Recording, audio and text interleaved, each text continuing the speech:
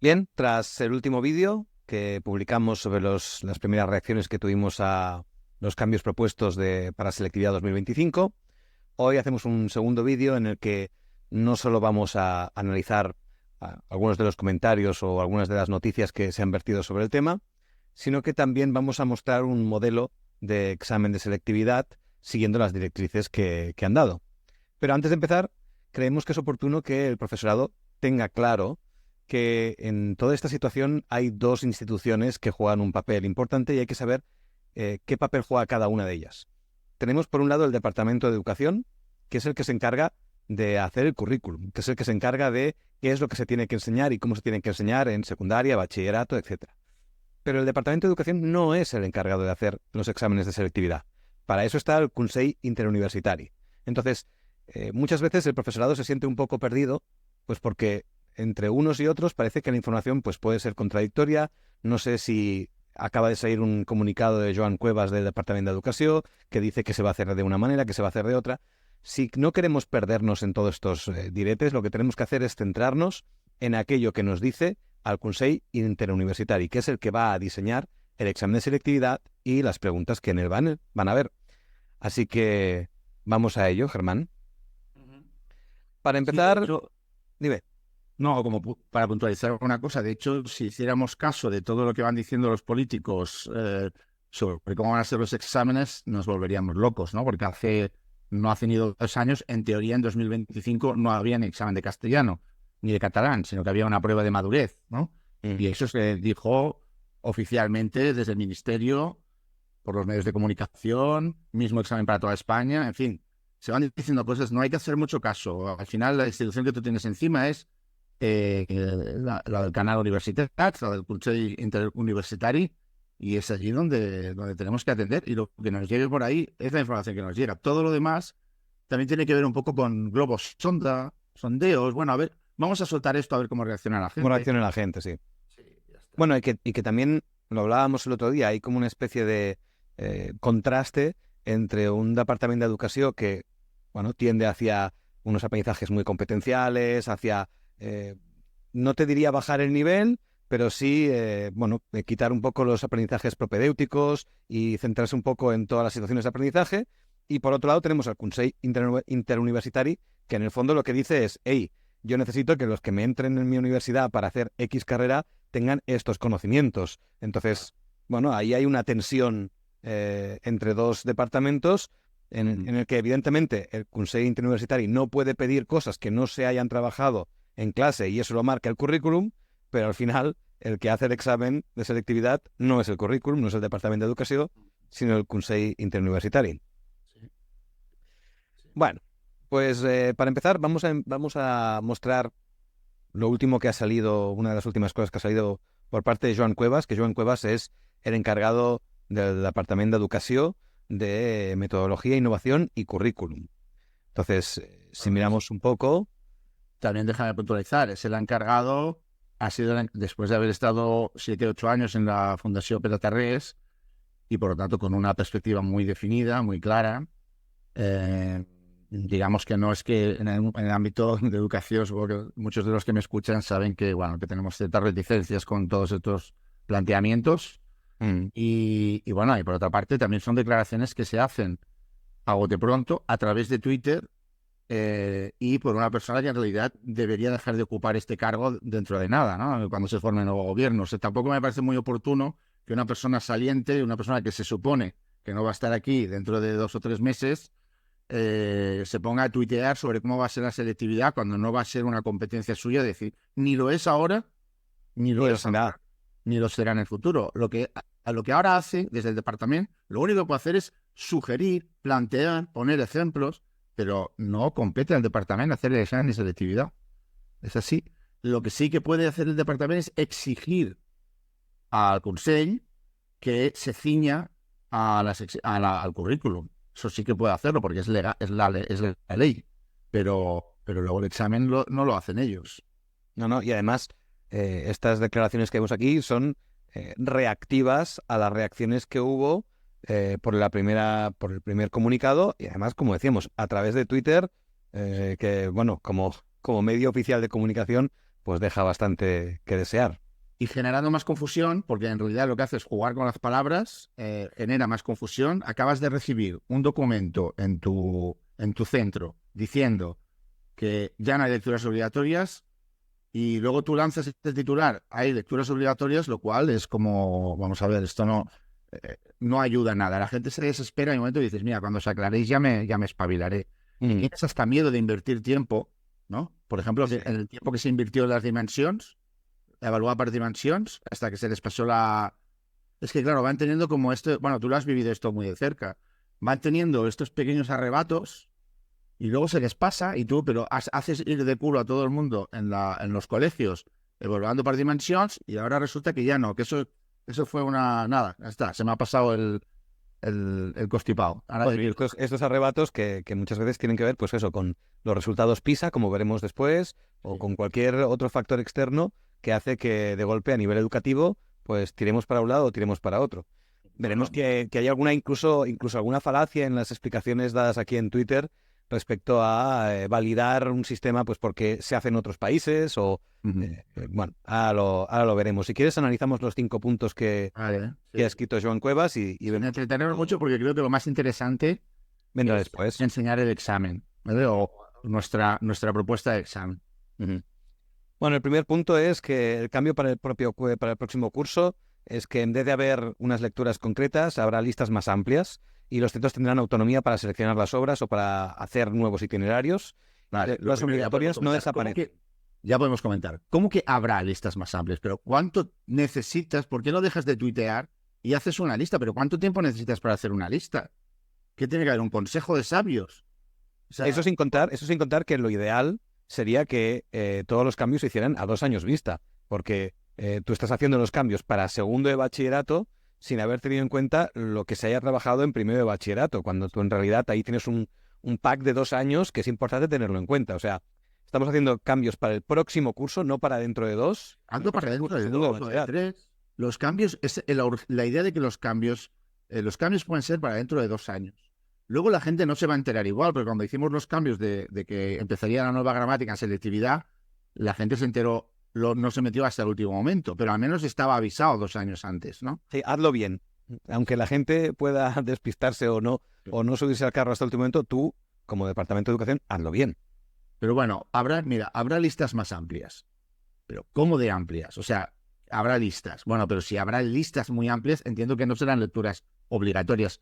Es un juego de palabras, sino que habrá lecturas de entre las cuales obligatoriamente habrá que leer alguna, pero que se evaluará dentro del centro, no en selectividad. ¿No? Recordemos que este tuit es de 2 días después de que salieran ya las indicaciones donde te decían una lista no obligatoria de lecturas, pero que ya había una lista. Sí. Bueno, que las lecturas obligatorias no desaparecen, simplemente pasarán a ser escogidas desde los centros. Bueno, o sea, ¿qué significa lectura obligatoria? ¿Qué significa? Claro. Lo que te está diciendo es que será obligatorio leer, pero no te está diciendo qué será obligatorio leer. Claro.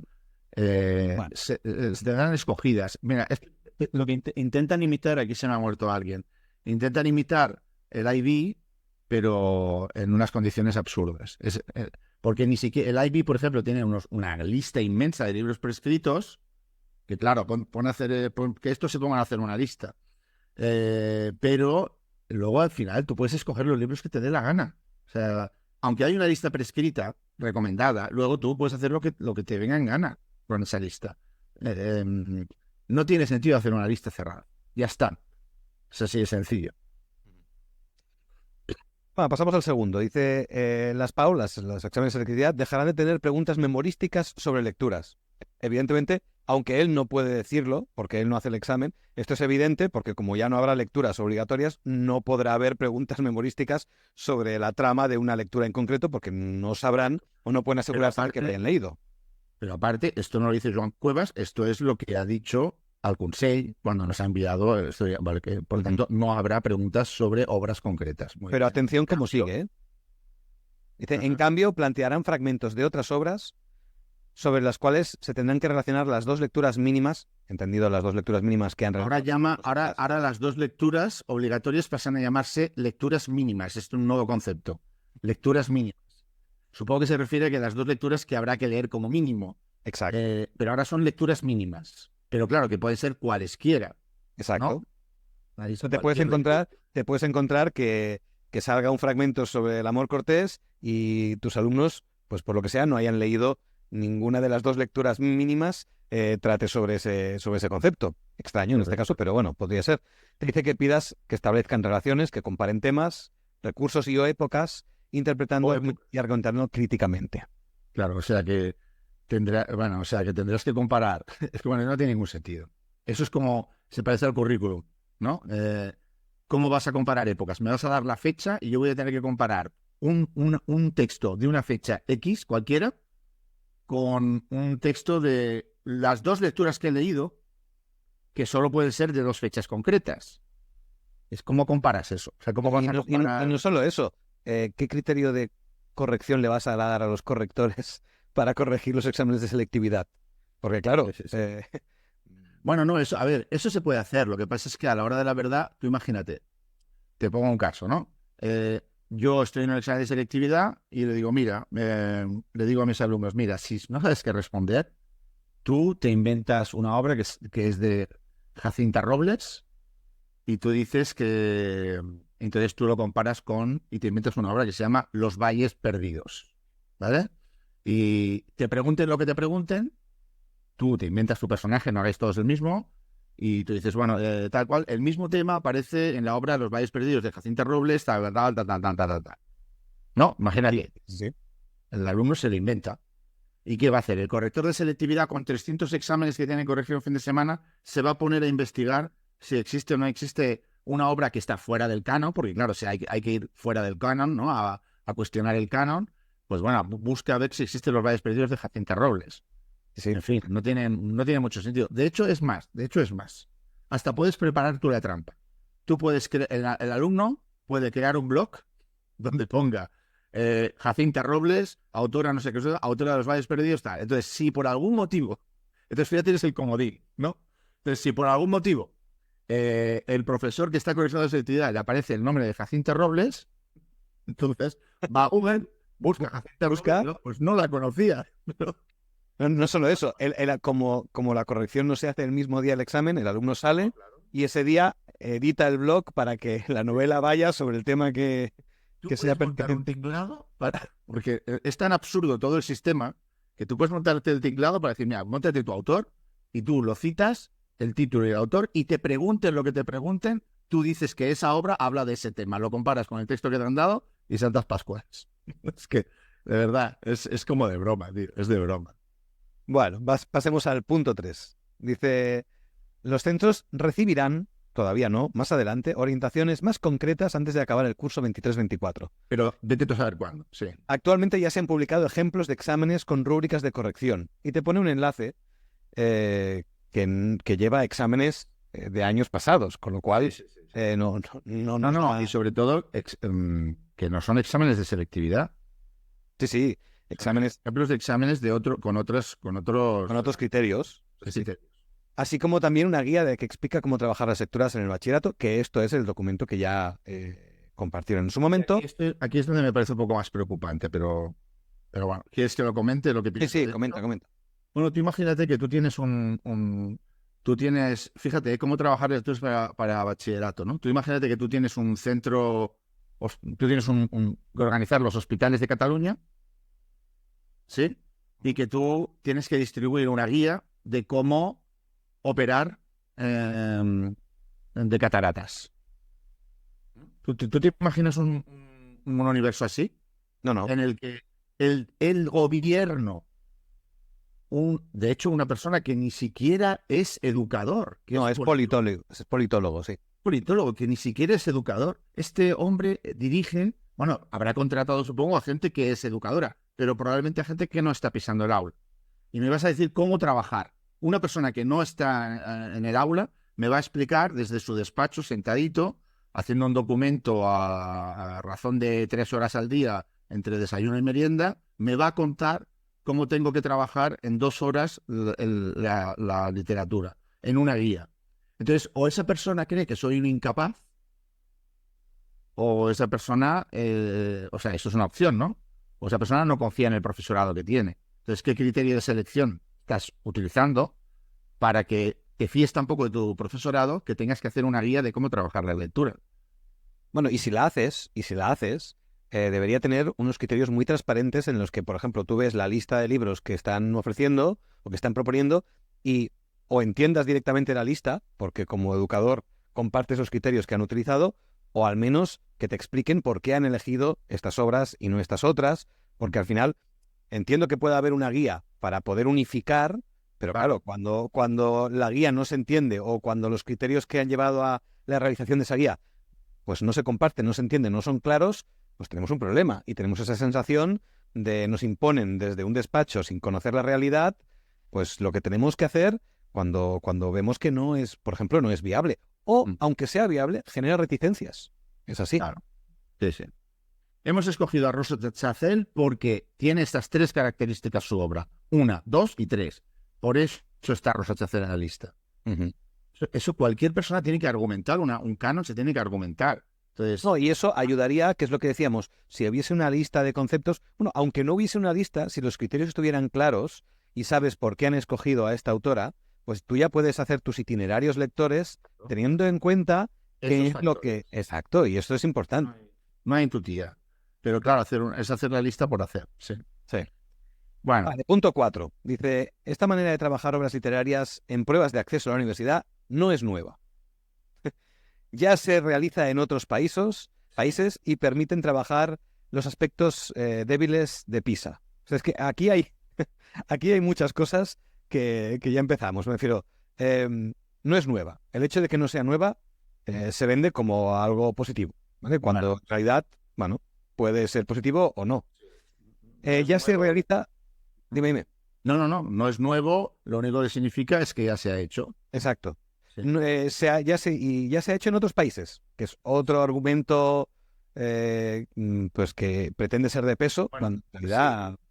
Sí, pero entonces yo ahora le diría, con todo el respeto, sí, pero sí que es nuevo hacerlo en un curso de 2 horas en el que además hay lingüística, ¿entiendes?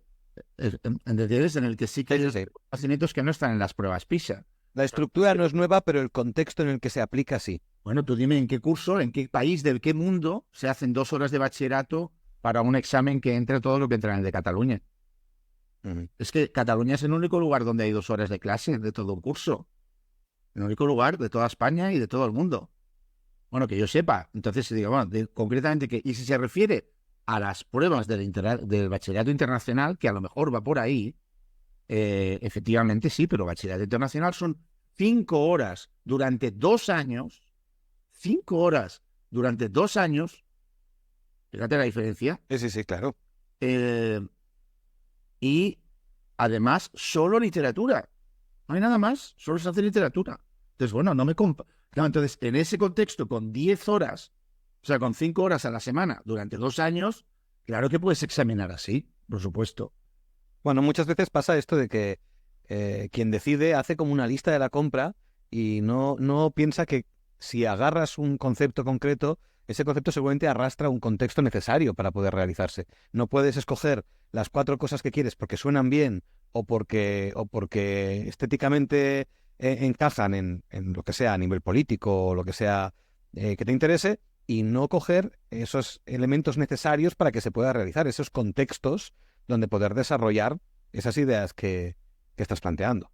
Sí. Pero es que añadimos también la tercera parte, que es, o sea, no es nuevo, se hace en otros países y permiten trabajar los aspectos débiles de PISA. Es decir, muy conveniente después de los resultados de PISA obtenidos recientemente, ¿no? Con la gran bajada que ha habido a nivel de resultados académicos. Claro.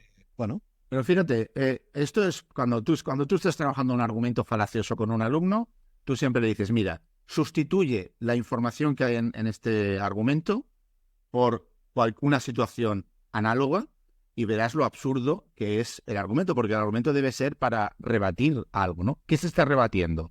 Si es apropiado o no preguntar de esta manera, ¿no?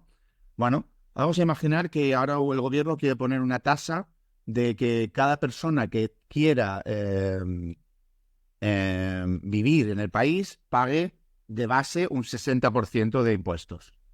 Bueno, vale. Entonces habría unas protestas y entonces saldría el ministro de Hacienda diciendo, esta manera de gravar los impuestos no es nueva.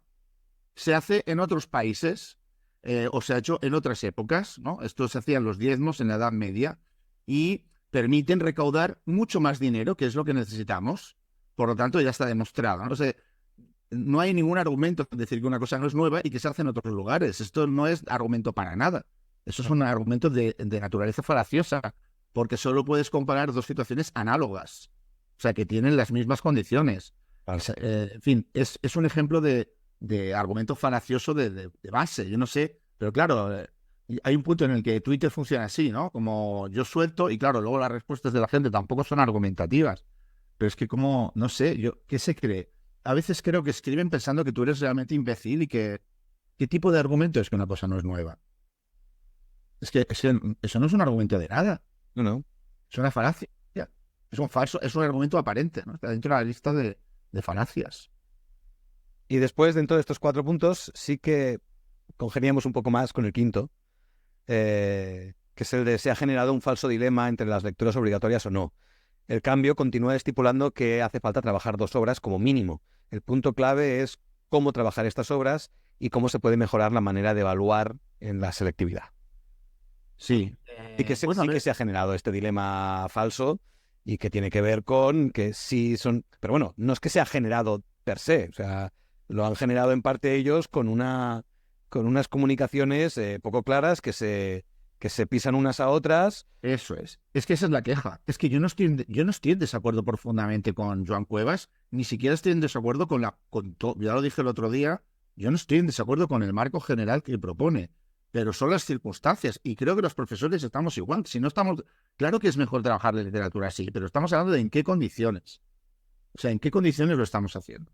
Nosotros estamos en unas condiciones muy especiales, en las que se ha dividido una asignatura que antes era, bueno, que primero que el resto del Estado se hace en 4 horas y que aquí se hace en 2 horas. Antiguamente se hacía en 3. De 3 hemos pasado a 2. 2 horas, ya lo dije el otro día, al final acaban siendo muy pocas, sobre todo si tienes una perspectiva tan diversa, si tienes que tratar todos los temas que hemos comentado tantas veces, ¿no? Entonces, no estoy de acuerdo, no estoy en desacuerdo ni con la idea de fondo, ni con los planteamientos, ni con el hecho de que, claro, de que es verdad de que con esto no se eliminan la obligatoriedad de leer en bachillerato. Aquí el problema no está en eso, el problema está en los medios, en la confusión en la comunicación, en que estén comunicando cosas así por Twitter, diciendo que se pondrá una lista. ¿Cuándo se pondrá una lista? O sea, que yo tengo que escoger las lecturas ahora del año que viene. ¿Cuándo me vas a poner la lista? ¿Me estás diciendo que yo ahora, por ejemplo, hago comprar a mis alumnos unos libros e incluso les puedo decir, oye, mira, ¿por qué no lo leéis ya durante el verano? Haces una primera lectura.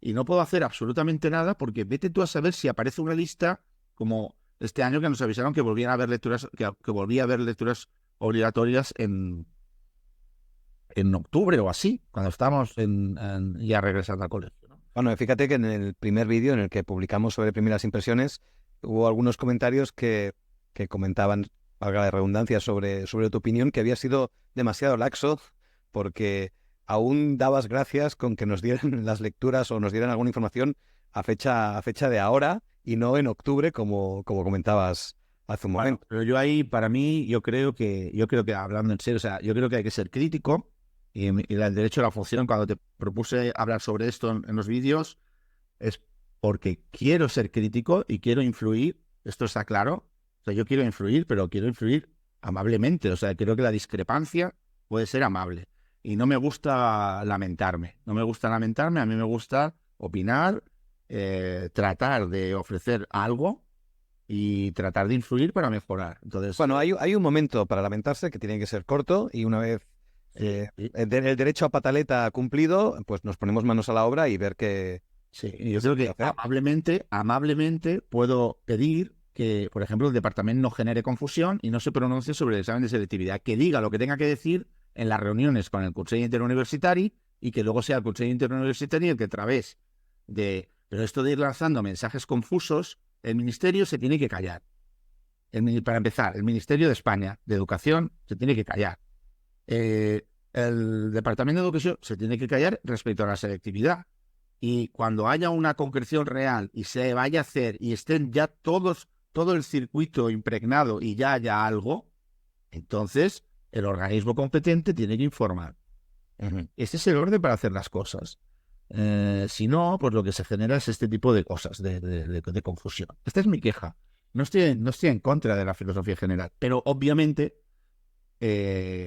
no se puede no tener en cuenta que no es lo mismo hacer 4 horas de asignatura que hacer 2 horas de asignatura.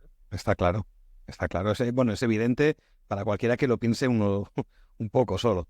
Bueno, entonces, la segunda parte del vídeo de hoy la planteábamos precisamente para compartir un modelo de examen de selectividad que respeta las indicaciones que se han planteado esta semana, para ver un poco cómo podrían preguntar o qué creemos, en qué dirección creemos que van a ir las preguntas y el diseño de examen.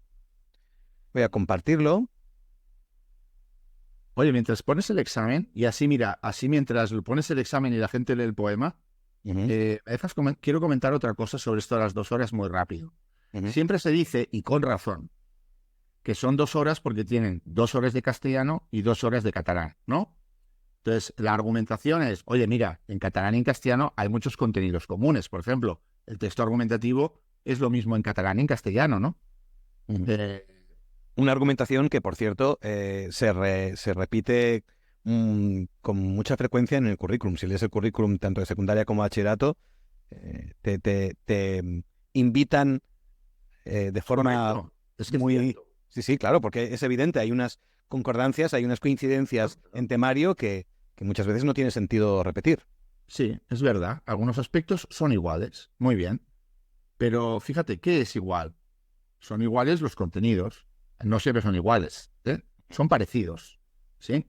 Pero, perdona, ¿qué es lo que evaluamos nosotros? Es que a lo mejor estoy un poco confundido. Los contenidos no. No los contenidos, ¿no? ¿Qué evaluamos?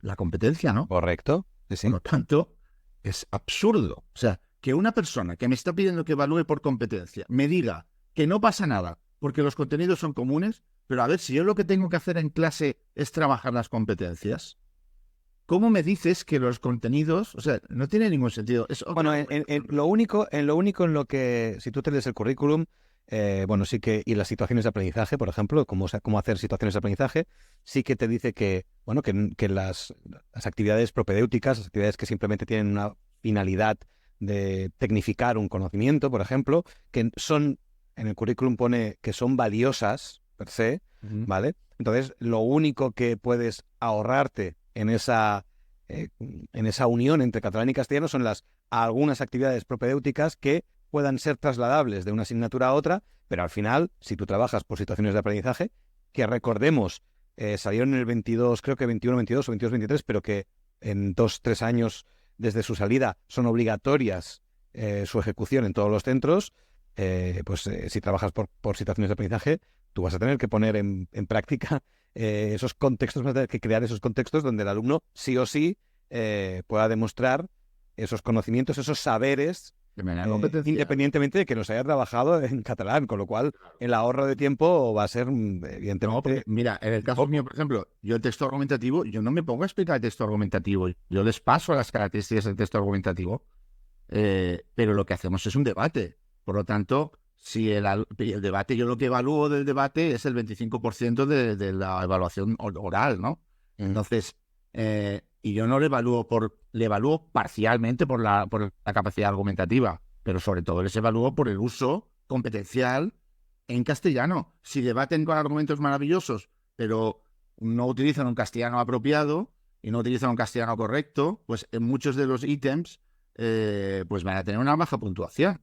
Entonces, no tiene sentido. De nuevo, no tiene sentido. Porque yo lo que voy a dedicar es 4 o 5 días a hacer 4 o 5 días son 2 semanas y media para que todo el mundo pueda hablar en un debate y los otros estén valorando, ¿no? Estamos hablando de 4 o 5 días de debate para trabajar el argumentativo y para trabajar también la expresión oral. Pero es que no me sobra tiempo. Entonces, ¿qué hace la de catalán? ¿Qué hace la profesora de catalán? No. Como tú ya has trabajado el debate, pues yo no lo trabajo. pero que es competencial. Que es competencial, que tiene que trabajar el debate también en catalán. No, es que, bueno, al final, si miras, por ejemplo, las indicaciones de las posibles preguntas de selectividad, la mayoría te hablan de la argumentación, ¿no? Argumentar por qué un texto pues rompe o sigue con la tradición literaria. El texto argumentativo tú vas a tener que trabajarlo y vas a tener que trabajarlo en ambas lenguas. Claro, no tiene ningún sentido. No puedes obviarlo en castellano porque en catalán se haya trabajado, porque evidentemente... Otra cosa es que dijeras, no, pero es que nosotros preguntamos los rasgos del... Lo que nosotros preguntamos son los rasgos del texto argumentativo.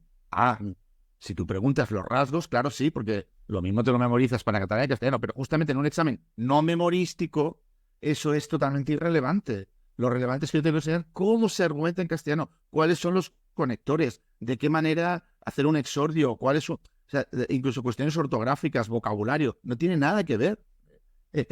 A veces parece que ellos mismos se olvidan de sus propios requisitos, de lo que te están pidiendo. Y que te digan esto me hace gracia. Digo, pues si el examen no hay nada de memoria. ¿Qué tiene que ver que haya contenidos en común? Son contenidos en común, pero son competencias totalmente diferentes. Un examen se hace en castellano y otro examen se hace en catalán. Es una cosa que, de verdad, yo a veces creo que, no sé, se despistan. Bueno, qué contraste con el poema tan bonito que tenemos aquí. Bueno, aterrizamos en el examen. Lo que he preparado aquí, Víctor, creo que vamos a hacer unos cuantos. Es un modelo de los que antes hacía por mi cuenta, pues ahora pues los hacemos con Nowtime, ¿vale? Vamos a ir colgando algunos. Un modelo de examen que yo creo que, bueno, primero que se ajusta a lo que hasta ahora tenemos legalmente y que ya iré adaptando en función de conforme vaya. Cuando llegue información nueva, lo que haremos es editarlo y volverlo a subir en la carpeta. Sí, a día de hoy, 26 ¿Sí? de mayo, sin más indicaciones, esto se adaptaría a las indicaciones dadas por el Consell Interuniversitari. Digamos que no iría en contra. Y es verdad que sí que me he tomado alguna licencia y la voy a explicar, ¿vale? Vale. Asumo que, por ejemplo, los poemas van a entrar tienen que entrar. ¿Entendemos o creemos que va a haber más carga, va a haber más protagonismo de los poemas? Por lógica, sí, pero tampoco lo van a decir, ni lo han dicho, pero si es uno de los 3 ejes de bachillerato, ahora hemos pasado de lecturas prescriptivas a 3 ejes, ¿no? 3 géneros: teatro, narrativa y poesía. Por lo tanto, pues en la parte de literatura tendría que haber esta opción, tendría que existir, o bien en la comprensión lectora o bien en las preguntas, que ya hablaremos de eso que puede pasar. En las preguntas de literatura. Sí, yo estoy haciendo aquí una opción A, es decir, una opción en la que el texto ya es literario. Se decía, ¿sabes qué? Opción A y opción B. En la opción B, hasta ahora, el texto no es literario. Si sigue habiendo opción A y opción B, lo que estoy proponiendo aquí es una opción A. Y la próxima semana ofreceremos una opción B, con un texto no literario, que cambiará algunas cosas que ahora verás. En la opción A, lo que hemos hecho es aprovechar que el texto ya era literario para que las preguntas 1.4, las preguntas sobre literatura, los 2 puntos de literatura, estuvieran dialogando con el texto literario que se propone. En cambio, en la opción B, haremos que no, que haya textos pequeños que dialoguen con las lecturas que han hecho en clase. Vale, y entendemos también que, como están planteando ahí en el vídeo, primero estábamos comentando, ¿no?, que hay básicamente dos tipos de preguntas que están sugiriendo, ¿no?, que tienen que ver con coger el texto que te den en el examen de selectividad y hacer un análisis propio interno del texto, es decir, elementos que tiene el texto, temas del texto, etcétera.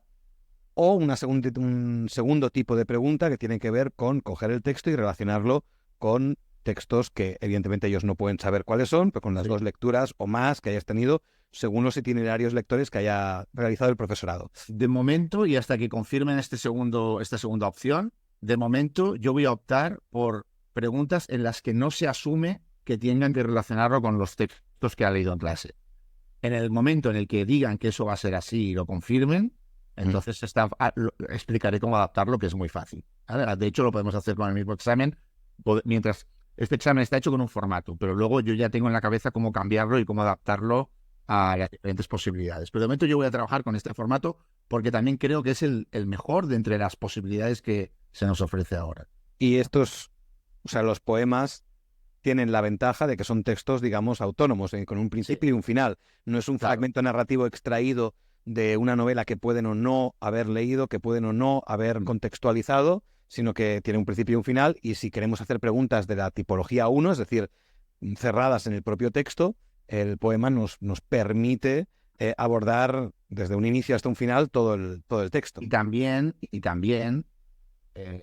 si lo que quieres es que los profesores trabajen literatura, lo mejor es que aparezca un poema. ¿Por qué? Porque un poema, si no trabajas literatura, no se puede trabajar. O sea, la poesía requiere que el alumno, claro, no, fíjate, un poema no tiene sentido que te hable de dime el argumento del olivo o que preguntes cosas concretas, ¿no? ¿Con qué compara? No tiene ningún sentido. El poema te lo tiene que poner delante y lo tienes que comentar. Por tanto, es puramente competencial. De hecho, en IB, casi todos los exámenes, es raro el examen en el que uno de los dos textos no es un poema. Y si hacia lo que está entendiendo es hacia el enfoque IB, pues bachillerato internacional, pues lo lógico es que la poesía ocupe un lugar importante. No, y no solo ocupa un lugar importante, o debería, sino que hay un interés real entre el profesorado. Nosotros, tú estás haciendo a través de Nautai un curso sobre poesía, explicando cómo analizar, cómo enseñar y cómo trabajar la poesía, y realmente ha tenido una acogida importante, porque el profesorado también quiere saber cómo abordar, porque los poemas en el fondo tienen un punto de sofisticación a la hora de trabajarlo y de enseñarlo, que también es relevante. Bueno, tenemos aquí No son muchos conceptos, tú que lo has seguido, pues ya sabes que son 8 o 9 conceptos, 8 o 9 ideas que pueden ayudar a leer mejor un poema contemporáneo. Uh-huh. Pero sí que hay que conocerlos, porque si no es que un poema no se puede leer fácilmente. Bueno, yo desde mi experiencia personal también te digo, después de hacer el curso, es verdad que esos 8 o 9 conceptos, que no son muchos, pero te aclaran, ¿no? Te marcan una guía muy clara de cómo afrontar un poema. Y eso es importante, porque no vas un poco perdido. Y no solo eso, Víctor. Y también te marcan de manera muy clara, como profesor, qué tipo de poema puedes poner y qué tipo de poema no debes poner. Porque, por ejemplo, los poemas que aparecieron en las sesiones, ¿no?, del símbolo irracional, ¿no?, de la imagen irracional, cuando estábamos hablando, por ejemplo, del símbolo poético, cuando no hay un establecimiento racional entre el símbolo y la emoción que se quiere trasladar, en términos de Carlos Bousoño, eso no lo puedes poner en un examen de selectividad. Tienes que buscar más poemas conversacionales, poemas en los que hay un símbolo claramente, racionalmente restituible, porque si no, ya sí que estaríamos hablando de un nivel inalcanzable para un alumno. Y también tiene otra cosa, estos elementos, estos 8 o 9 elementos, al final, conocerlos y dominarlos te ayuda a crear los itinerarios lectores de una forma mucho más coherente. Es decir, no escojo 4 poemas porque sí, sino que al estar trabajando yo el ensimismamiento, ¿no? Yo cojo 4 poemas de diferentes épocas en los que claramente se pueda trabajar el ensimismamiento como concepto o como característica del poema, ¿no? Entonces también ayudan no solo a entender como alumno el poema y a afrontarlo, sino como profesor a hilvanar, digamos, ese hilo conductor que te lleva pues de un sitio a otro. Bueno, que nos vamos... En este caso, este poema, para aterrizar ya en el poema, ¿no?, tienes un poema en el que una cosa que el alumno tiene que detectar es cuál es el contexto de enunciación, es decir, quién y delante de qué y ante qué cosa está reflexionando, ¿no? Simplemente algo tan sencillo como eso. Eso es algo que se podría preguntar en la pregunta 1. Nosotros lo hemos hecho diferente aquí en la primera pregunta de comprensión lectora. Preguntamos, enumere 2 elementos con que se compara el olivo en el poema y explique brevísimamente qué propiedades del árbol se han seleccionado para establecer racionalmente la comparación. Fíjate que he buscado 2 símbolos racionales, ¿no? Por ejemplo, en la primera estrofa hablaba de en su hábito oscuro con los brazos abiertos como un monje, o sea, hay una comparación, no es difícil, como un monje que al cielo le dirige su plegaria obstinada por la vida del alma, el olivo difunto permanece de pie. Por lo tanto, la primera imagen con la que se compara el olivo es con un monje. Es una pregunta de comprensión lectora casi literal, porque te está diciendo cuál es el elemento, ¿vale? Y además conduce un poco la lectura. Es algo que se puede responder. Y el segundo, por ejemplo, lo tendríamos el zarpazo, ¿no? Cuando dice encallecida mano codiciosa cuyos dedos se tuercen arrancándole al aire un pellizco de vuelo. Algo extraño. Vale. Entonces, tendríamos que el olivo aquí se compara con una mano codiciosa, ¿no? Como que está intentando capturar el cielo, ¿no? Como si estuviera intentando arrancar un pellizco del aire, ¿no? Bueno, entonces aquí tendríamos estos dos elementos, ya le puedes dar medio punto al alumno por identificarlo, y bueno, y luego por hacer una posible interpretación de eso, pues otro punto, ¿no? La propiedad, bueno, la forma del árbol le hace pensar en una mano, y la forma del árbol, en realidad, en los dos casos, le hace pensar, al tener los dos brancales más importantes, pues le hace pensar en una especie en los brazos abiertos y... Sí. Bueno, tenemos una 1.2. Bueno, déjame, también habría la opción de que preguntaran un resumen, pero creo que en un poema creo que no es lo mejor. Creo que hay que hacer una comprensión parcial del texto, que sepa identificar o leer un texto poético e identificar cosas, ¿no? Símbolos, referencias, contextos de enunciación. Se podría hacer con resumen, y si acaban pidiendo resumen, es tan fácil como cambiar esta pregunta y decir, resuma el poema. Me parece un ejercicio demasiado difícil para bachillerato. Sí, o sea, resumir narrativa está dentro de su alcance, pero resumir... Eso, en el caso de que sea así, también lo explicaré cómo hacerlo. Vamos a la 1.2, que es: señale qué serie de las 4 que se proponen es la única correcta para sustituir todas las palabras siguientes subrayadas en el texto, que son en plegaria, codiciosa, hurta y clama. Aquí no hay nada que comentar, Víctor, esto es continuista. O sea, es como hasta ahora había sido. La he reproducido en el examen y ya está. La 1.3. Y aquí lo mismo, sin que la leas, porque los profesores ya la conocen. Ahora vamos al otro. Vamos a la 1.4, que es la de literatura. Lo único que he hecho en la 1.3 es restar. He asumido que como ahora literatura pasa de 1,5 a 2, y digo, bueno, ¿de dónde sacarán ese medio punto? Pues bueno, he asumido que lo van a quitar de la pregunta de referentes. Pero no lo sé, si no, pues ya lo cambiaré en su momento. De momento, esto es más bien una hipótesis o una propuesta para que el profesor se vaya haciendo una idea de por dónde creo que pueden ir las cosas. También aquí, por ejemplo, he dicho, responda a 2 de estas 3 preguntas, a lo mejor es 2 de 4.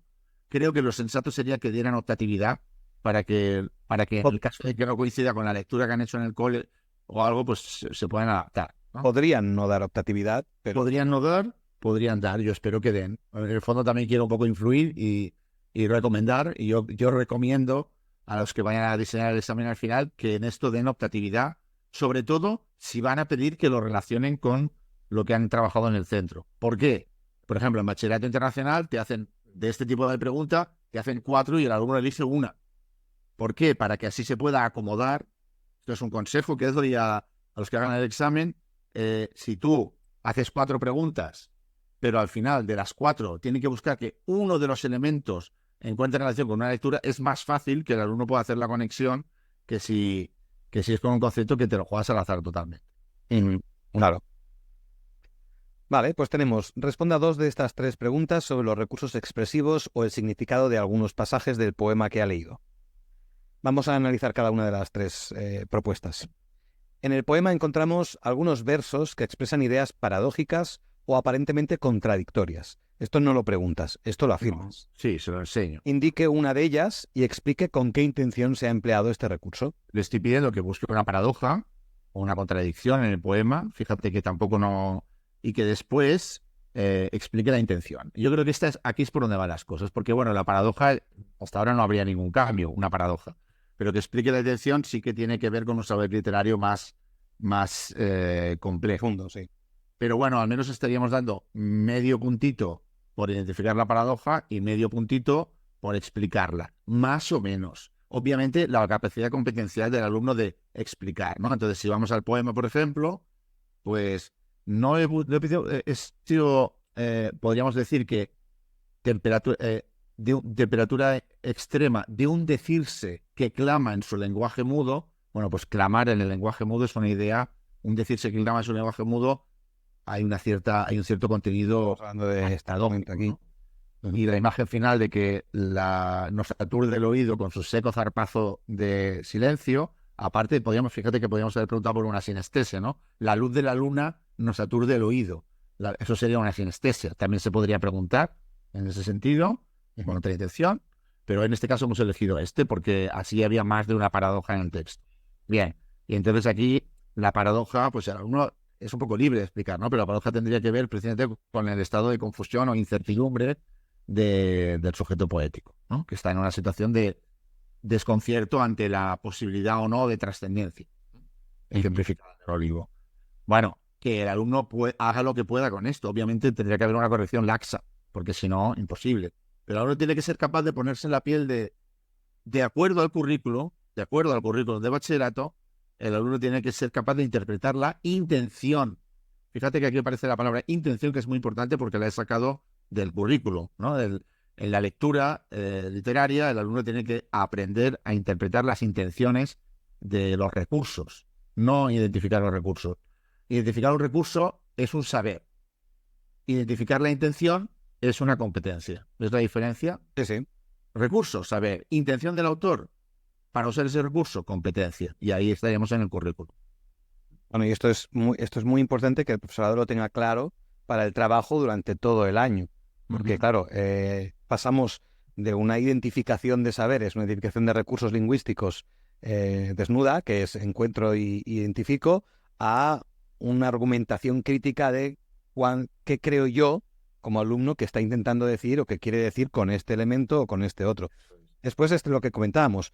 En realidad esta pregunta podría, si se confirma que quieren hacer comparaciones con otras obras, pues claro, aquí podría preguntar en qué otras obras o dónde has visto tú ese uso en las lecturas que has hecho. Pero claro, puedes haberlo visto o no. Claro. ¿Entiendes el problema, no? Pero aquí estamos hablando de idea paradójica, que, bueno, idea paradójica podría, pero si en vez de idea paradójica es una sinestesia, pues es más...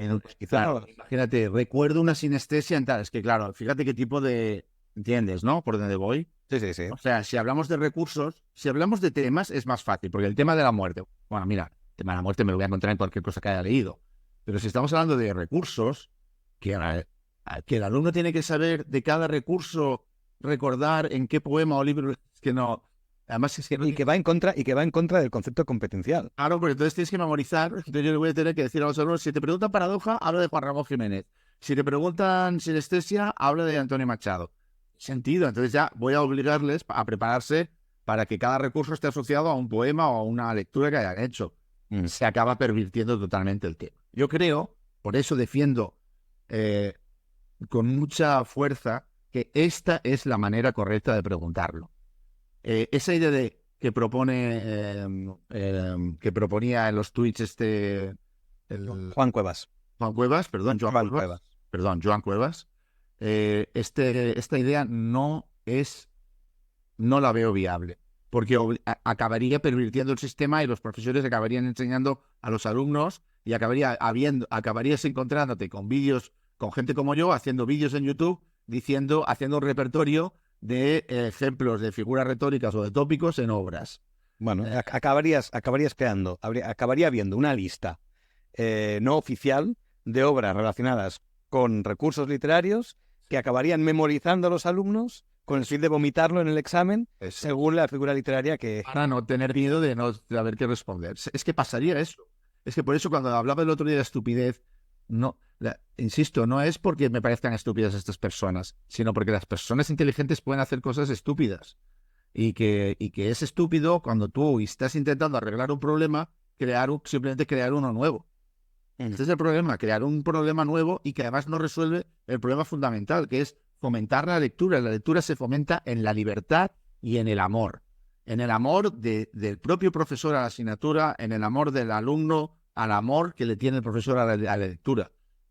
Si tú amas la lectura, si el alumno ve que tú amas la lectura, que amas la asignatura, hay alguna opción de que le traslades en parte ese amor. Es que es así, es tan sencillo como eso. ¿Cuántas veces nosotros no hemos amado algo porque hemos visto a alguien amándolo? Porque hemos visto que a nuestro abuelo le encantaba zurcir, o que a nuestra tía le encantaba hacer bricolaje. O sea, no, la transferencia de la pasión es un hecho.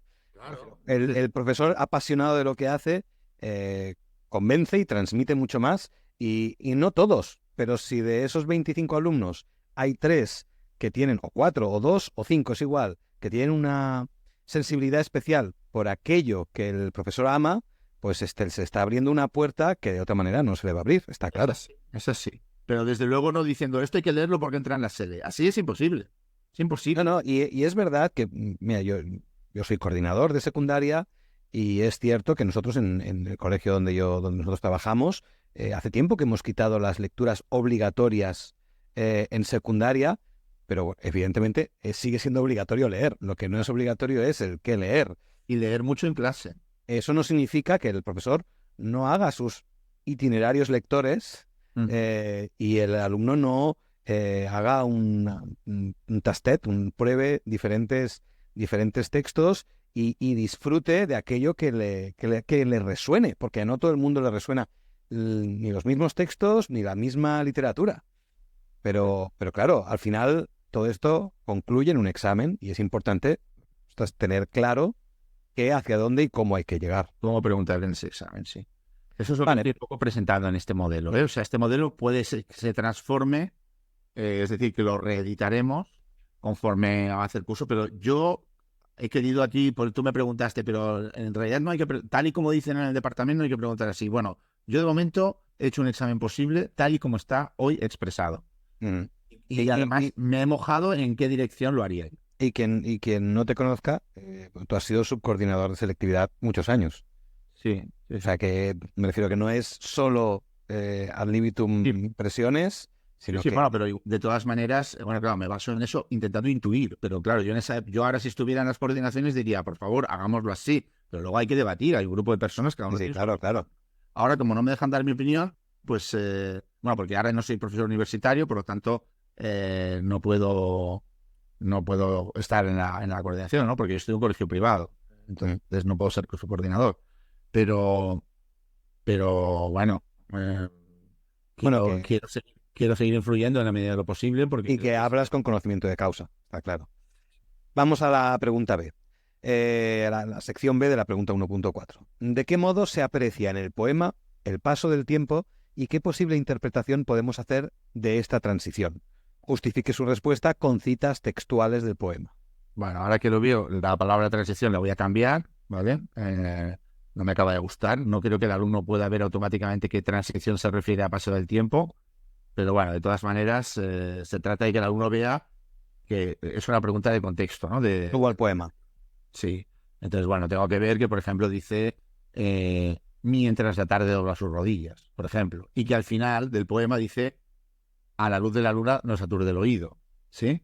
Por lo tanto, este paso de que al principio, en el poema, es como que mientras el poema sucede, el tiempo va pasando. Sí. En el primer párrafo está claro que es el atardecer, pero aún no ha anochecido, y está claro que en el último párrafo la luna nos aturde el oído, la luna está en su pleno... Hay una especie de transición del atardecer a la noche, y ya está. Y obviamente, esa en la segunda parte de la pregunta, por una parte el alumno tiene que identificar esto, no es fácil, pero es una pregunta inteligente, pero básicamente por eso le pedimos que contextualice, ¿no?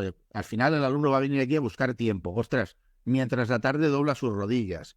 Bueno, tiene que hacer la interpretación metafórica, tiene que haber trabajado la interpretación metafórica para entender que, hombre, ¿qué puede ser que la tarde doble sus rodillas? Bueno, pues que se rinda, ¿no? Doblar las rodillas es darse por vencida, sí. Darse por vencida, pues venga, está anocheciendo realmente, ¿no? Y finalmente tenemos la última imagen de la luz del olivo bajo la luz de la luna.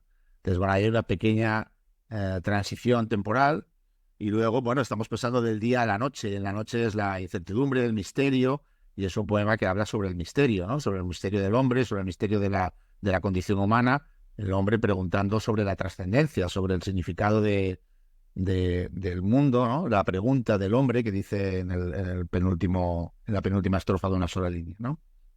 Entonces claro, que tú hagas una pregunta y que te responda la noche, ¿no? Pues bueno, con silencio, y además te responda con silencio, con espacio de silencio.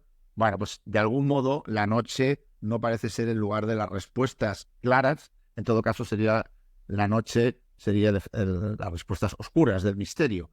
¿Dónde podríamos ir a encontrar esto? Bueno, pues depende. Ahí el alumno, si ahora vamos al formato que ellos proponen. Bueno, ¿cómo puedo encontrar un poema, un texto en el que se hable sobre el misterio de la noche? Bueno, pues muchísimo. San Juan de la Cruz, aunque es de noche, La noche oscura del alma, por ejemplo, por poner San Juan de la Cruz, pero San Juan de la Cruz no es una obra del siglo XIX o XX, por lo tanto no nos sirve, tenemos que ir al siglo XX. Bueno, pues puedo pensar en Juan Ramón muchas veces, por ejemplo en Álamo Blanco, o el poema, por ejemplo, de Juan Ramón Jiménez, Álamo Blanco, dialogaría muy bien con el olivo, porque al final son dos árboles, es alguien delante de un árbol, lo alto y lo bajo, con la diferencia que en Juan Ramón Jiménez, por ejemplo, la transferencia de lo terrenal y lo espiritual es positiva, ¿no? Y en este caso, pues es más bien negativa, o hay cierta sensación de desazón o de ruptura, ¿no? Bueno, que es una de las cosas que también comentábamos, que se exacerba mucho en las peticiones de que el alumno sea capaz de ver la continuidad o la disrupción a nivel literario de dos poemas, de dos textos o de dos épocas. Había un formato en el que proponían comparar varios textos. En ese caso podrían poner Álamo Blanco y el Olivo y hacer un texto comparado. Ahora, un comentario comparado, si esto que estamos proponiendo, yo estoy seguro que hay muchos profesores dirán, madre mía, porque esto no es fácil si van por aquí, pero es que si no, ¿qué van a hacer? Pero esto es, si me estás pidiendo la carta a los Reyes, que es la que proponen, esto es un examen difícil que, claro, va a permitir, eso sí, va a permitir ordenar a los alumnos, porque hay alumnos que esto lo van a hacer con muchas dificultades, que tendrán que sacar los puntos del vocabulario, de la pregunta de referente, y bueno, y que se rasquen algo de aquí localizando la paradoja o lo que sea, ¿no? Pero que no son preguntas fáciles.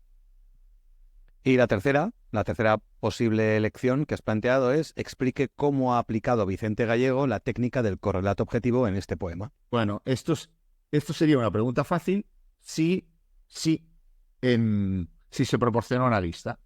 Si aparece una lista del concepto de correlato objetivo, pues es fácil ver que aquí el árbol es un correlato objetivo del hombre, ya está, del ser humano, del propio sujeto poético, ¿no? Que el sujeto poético se identifica con el olivo y dialoga con él. El hombre le dirige una pregunta a ese olivo, pero de hecho, fíjate que va a decir, por ejemplo, y un saber de lo nuestro en su reserva humilde sospechamos. Ahí hay un establecimiento explícito de la relación que hay entre el olivo y el sujeto poético. Pero aparte, eso es, porque ahora te lo digo, pero si ahora no sé esto, se le ha explicado lo que es el correlato objetivo, es decir, la representación a través de un objeto externo de una emoción del sujeto poético, dicho en términos muy simples, pues bueno, va a tener que buscar va a tener que buscar cuál es el objeto, el olivo, y va a tener que intentar buscar una relación con una determinada emoción del sujeto poético. En este caso, la incertidumbre ante la posibilidad de lo trascendente, ¿no? Y ya está. Esta sería más fácil, yo creo, si hay una lista. El problema es, y si no hay lista, ¿qué pasará? Bueno, si no hay lista, parece una moneda al aire. Claro, si no hay lista... Si has trabajado este concepto, pues te será fácil y si no, te será imposible. Eso es. Yo entiendo que no se puede hacer poesía. O sea, yo creo que no se puede explicar poesía sin trabajar el concepto de correlato objetivo. No se puede. Porque es prácticamente, no sé, o sea, de cada 10 poemas, 4 o 5. O sea, sí, es muy... Y además del tipo de poema que los alumnos pueden comprender. Pero, no lo sé. Si no ponen una lista y luego al autor del examen le da por preguntar esto, pues ya tenemos un titular de prensa. Y las bromas de Twitter y correlato objetivo, me voy corriendo, no sé qué, en fin. El único objetivo era fastidiarnos la selectividad. Y ya tienes ahí Twitter y quejas y no sé cuánto. Esta cultura de ridiculizar. Pero sí, no, está claro y además los comentarios recibidos del primer vídeo van casi todos en la misma línea. Es necesario tener una lista que nos ayude a establecer qué trabajar, cómo trabajarlo y a seleccionar los textos que queremos llevar al aula. Yo insisto, no puede no haber una lista. No puede. El resto del examen, Víctor, no hay nada que comentar. Tenemos el examen al completo, con expresión escrita también relacionada con el tema. Y lo demás lo he dejado igual como es hasta ahora, hasta que sí que es verdad que lo he hecho nuevo. No he aprovechado ninguno de los exámenes anteriores que había compartido con los profesores. Lo he hecho un examen entero nuevo y voy a ir haciendo exámenes así, pues los voy a ir colgando por aquí. No sé si querrás poner un formulario o... Sí, seguramente dejaremos el formulario para que aquellos que quieran pues puedan recibir una copia editable del modelo de este examen para que lo puedan utilizar en clase. Y cuando decimos este examen, decimos todos los que se van a ir, los que vamos a ir creando y vamos a ir compartiendo. Y seguramente si hay apoyo y comentarios y a la gente le gusta este tipo de vídeo, pues seguramente podemos hacer más con modelos nuevos y analizando también cuáles son las respuestas y por qué se ha decidido poner esta pregunta o esta otra.